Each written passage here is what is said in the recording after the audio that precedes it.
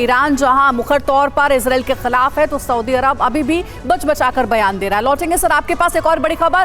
Gaza के बाहर IDF का सैन्य जमावड़ा, आर्मी जोन में बैकअप फोर्स मौजूद है और सेना की मदद के लिए बैकअप फोर्स तैयार किया जा रहा है।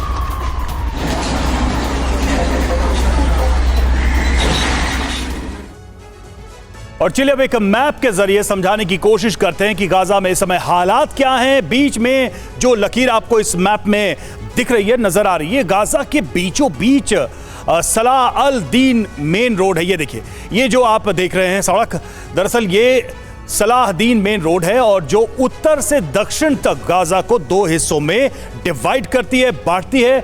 वादी गाजा के नजदीक इजरायली सेना के टैंक ऑपरेशन चला रहे हैं और गाजा पट्टी के बाहर आईडीएफ का आर्मी जोन है, वो भी आपको दिखाई दे रहा होगा। यहां बैकअप फोर्स अंदर मौजूद सेना की मदद के लिए हमेशा तैयार रहती है। नक्शे पर बारीक लकीरों वाले जो हिस्से हैं, वहां इजराइल के बख्तरबंद वाहन और सैनिक हमास के खिलाफ ऑपरेशन चला रहे हैं, जो कि आप देख पाएंगे इस मैप में अंदर अगर आप देखें। और इजराइल की सेना गाजा के तटीय सड़क अल रशीद से कुछ ही 100 मीटर की दूरी पर है। गाजा सिटी और उत्तरी गाजा का कनेक्शन दक्षिणी गाजा से काट दिया गया है और सलाह अल दीन रोड पर इजरायली फोर्सेस ने कब्जा कर लिया है और अब फिलिस्तीनियों को बाहर निकालने के लिए यहां इवैक्यूएशन रूट बना दिया गया है। फिलिस्तीनियों को दक्षिण गाजा की तरफ भेजा जा रहा है। जहां जहां इलाके खाली हो रहे हैं, वहां वहां इजरायली सेना हमास के ठिकानों पर बड़े हमले कर रही है। तो ये एक पिक्चर साफ नजर आ रही है इस मैप के माध्यम से कि क्या प्लान है, फ्यूचर प्लान क्या है आईडीएफ का। सिंह सर, ये तो साफ दिख रहा है कि क्या प्लान है। और नेतन्याहू के अगर बयान को इसमें ऐड कर दें, वो कह रहे हैं कि भविष्य में हम ही ऑपरेट करेंगे गाजा को।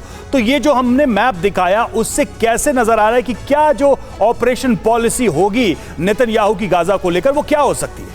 देखिए, इसमें नेतन्याहू साहब ने खास तौर पे ये कहा था कि सुरक्षा की दृष्टि से गाजा पर इजराइल ही नियंत्रण करेगा भविष्य में, क्योंकि सुरक्षा किसी और पे छोड़ने का क्या हश्र होता है वो हमने देख लिया है। तो इस प्रकार से इनका कहना है कि वो पूरा उस पर शासन उनका नहीं होगा और उसके लिए बहुत सारी बातें चल रही हैं।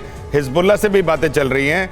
आपके वेस्ट बैंक में भी ब्लिंकन साहब गए थे, तो वहाँ पर इजराइल नहीं चाहेगा कि गाजा में खुद ऑक्यूपाई करके रखे, लेकिन हाँ, शासन जो है वो किसी और को देना पड़ेगा और उसके लिए अभी तक जो एक फोर्स समझ में आ रही है हिजबुल्लाह है।